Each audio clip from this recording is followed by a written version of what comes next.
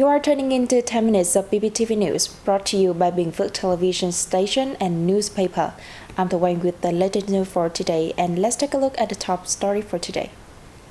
Chon Thanh Plaza open to the public. Bình Phước to build dragon-themed flower street for Lunar New Year. National Assembly deputies touch upon corruption fight. President received International Federation of Red Cross Societies. Ladies and gentlemen, Standing Deputy Secretary of the Bình Phước Provincial Party Committee and Chairwoman of the Provincial People's Council, Huỳnh Thị Hằng, and Chairwoman of the Bình Phước Provincial People's Committee, Trần Tuệ Hiền, attended the grand opening ceremony for the Chon Thanh Plaza shopping mall in Hưng Long Road, Chon Thanh Town on November 21st. Developed by the Bình Long House Real Estate Company Limited, Chon Thanh Plaza was built on an area of 30,000 square meters in 2 years, with a total investment of $1,700 million. A shop house section has been completed with sufficient legal documents having been submitted for operation. Chon Thanh Plaza is expected to be a highlight in commerce, services, and entertainment in Chon Thanh Town, which is looking to establish a name as a modern urban area. The shopping mall is also expected to help attract investors to the town, which possesses major business potential thanks to its young population and its position as an industrial hub of Bình Phước province. The local government has pledged to help businesses investing in the town on a win-win basis to foster sustainable growth in Chon Thanh and in Bình Phước province in general. Bình Phước province is to build flower street with a theme Three Dragon Converge for the upcoming Lunar New Year or Tet holiday. The information was revealed at a conference chaired by Deputy Chairwoman of the Provincial People's Committee, Trần Tuệ Hiền. At the conference, construction companies proposed two designs for the flower streets at March 23rd Square and January 3rd Road in Bình Phước province. Apart from flowers, under the proposed designs, there will be also a bonsai trees complementing the beauty of the streets. All bear a specific theme. Among the designs, most conference participants spoke highly of the one with three dragons made from flowers. It was said to be more modern and eye-catching than others in previous years. Having been proposed at the conference, the designs also received feedbacks from participants.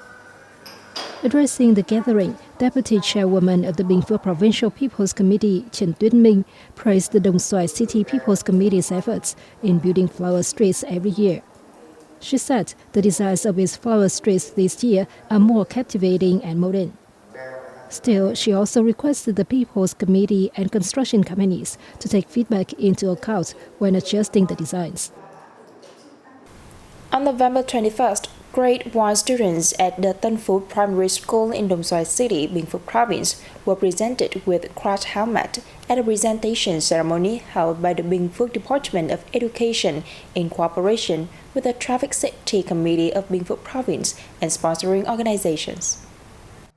The presentation of helmets is part of a national program to promote traffic safety among children, with the National Traffic Safety Committee, in cooperation with the Ministry of Education and Training and Honda Vietnam, presenting helmets to Grade 1 students nationwide. The program has the theme Cherishing Dreams and is expected to boost the rate of children around Vietnam wearing helmets. Under the program, 21,936 helmets have been allocated to Bình Phước province to present to local Grade 1 students.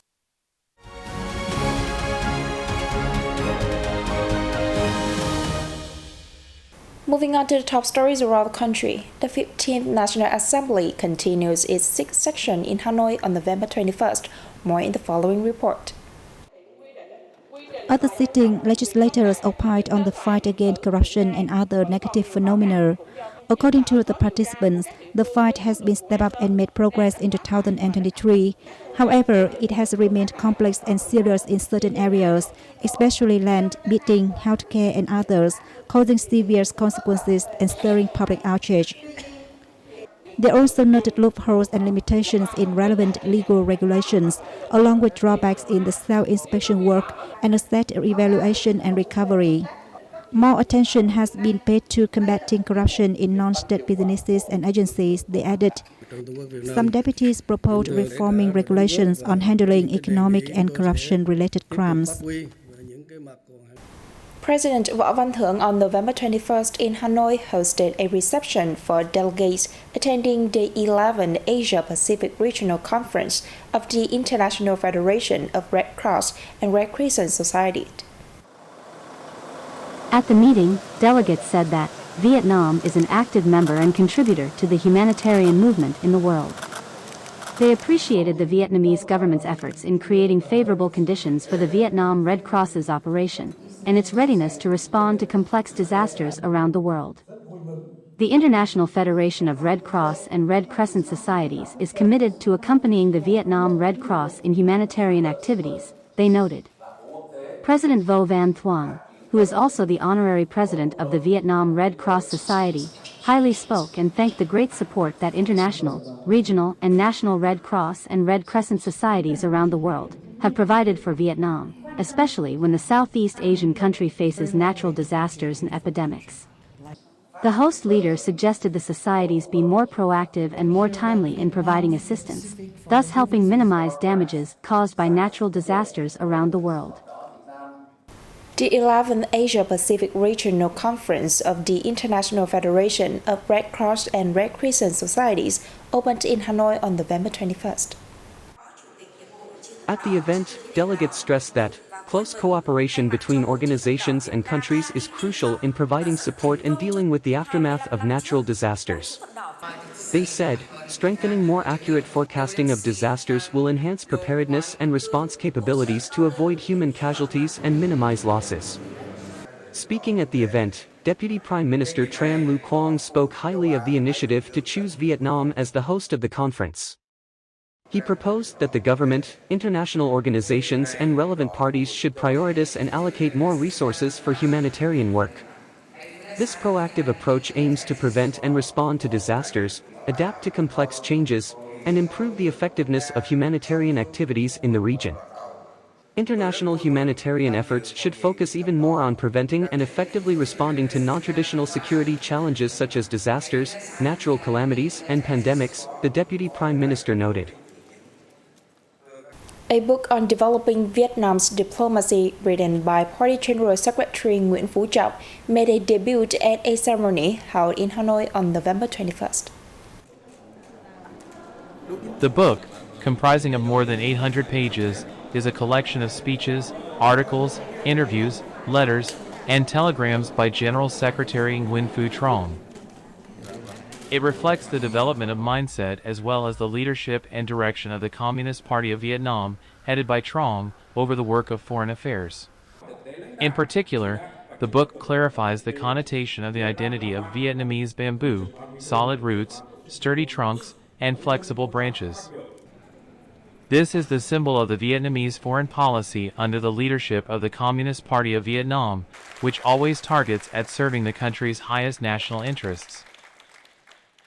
Tuna export brought home more than $693 million during the first 10 months of 2023, falling over 22% year-on-year and ranking third among aquatic products. During the period, total overseas shipments of aquatic products declined 21% to $7.4 billion, with all the products recording lower export revenue compared to the same period last year, reported the Vietnam Association of Seafood Exporters and Producers. The biggest importers of Vietnamese tuna was the United States, Israel, Thailand, Japan, Canada, and Germany, while exports to Israel, Thailand, and Germany posted good growth. Shipments to the United States, Japan, and Canada plunged. Poland is the seventh largest EU market of tuna from Vietnam, the association noted, considering the continuous growth in this country's tuna imports over the last 5 years as a good chance for Vietnamese products there. Businesses attributed the soaring exports to Poland partly to impact of inflation. Higher prices in supply chains, such as vegetable oil and carton package prices, have also boosted importers' direct purchases. And that is the end of our bulletin today. To rewatch this news, you can download the BPTV Go mobile app or visit our website and YouTube channel. Now, thanks for staying with us and see you next time.